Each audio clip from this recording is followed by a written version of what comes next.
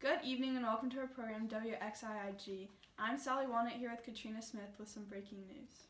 Thank you, Sally. We come with breaking news on the recent tensions with Iran.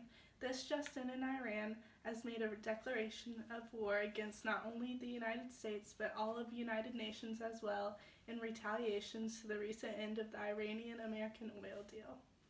The Iranian-American oil deal has come to an end just last week as the president moves forward with the new oil sources in Alaska. This has caused great controversy both domestically and internationally as it stirs climate control tensions. By drilling and fracking in Alaska, it destroys many of the important ecosystems in Alaska and threatens the United States' position on climate control. Some would say this is a step back for the United States as there is continued pressure on the president to take further actions towards combating global climate change. Another hot topic coming from this war action is the threat of another draft for the United States military forces during this time of war. This is a very unprecedented thought for most Americans due to the fact that the draft hasn't occurred in decades. This recent CNN poll shows that 65% of Americans are opposed to the idea of the draft, while 35% are open to the idea. With that statistic, we will take it to the streets to get some answers from our viewers with the help of our street reporter. I'm here on Elm Street getting answers from the people impacted by these recent events. I'm here with Abby Lyer. So what is your opinion on the recent Iranian threat of war? Being a war veteran myself, I'm completely against this threat and the war of any kind. I think it's up to the government to find a peaceful way of solving our problems without involving murder. So do you think the United States is responsible for starting this war? Yes, I believe that everyone involved is responsible for this terrible outcome and should be ashamed of themselves for resorting to violence. And are you in favor of the oil drilling on American soil in Alaska? I know. No, I'm strongly against the oil drilling because it'll make the United States even more responsible for the climate crisis. It's absurd for us to think that our actions won't have consequences, and the war is bringing light to this. Okay, one final question. Because you feel so strongly about climate change and the war, do you have particular feelings about the impending draft?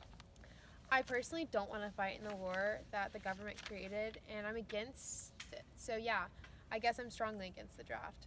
Thank you. Just found someone else to talk to, so here we go. Okay, I'm now here with Bartholomew Bratt. So, Bartholomew, tell me, what is your opinion on the war with Iran? Being the wife of a war veteran, I don't want my husband to be gone any longer than he has to. I'm so against the war. So, with your husband being deployed voluntarily, does that have any effect on your opinion of the draft? Despite my husband's choices, I would never choose it for myself.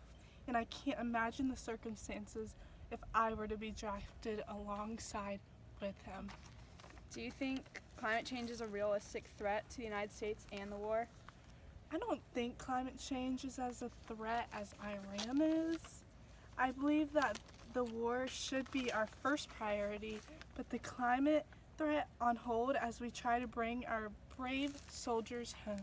One final question. If you were a soldier in the war, what would you want to say to the world right now? What I'd want to tell the world is that America has the best military and will come on top at the end of this dreadful war. Thank you. I'm Mel Bean, reporting live from Elm Street. Back to you, Katrina. Thank you, Mel. We are now back in the studio connecting with Sarah Dunn as she gives us the scoop on the front lines. Thank you, Katrina. I'm here in Tehran, Iran, with some of the country's finest soldiers.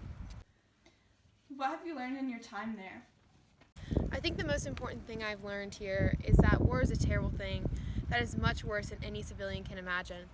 The brutality of this war shows the escalation of the world war coming to be. Can you describe this for us and the viewers as well? Just mass chaos that affects everyone in the region. I'm surrounded by death and seeing both our own soldiers and the men, women, and children of this country suffering. What would you advise to bring an end to these deaths and all of the destruction? I would advise peace. Peace is what the world needs right now. And the world needs to come together and realize that fighting is not the answer.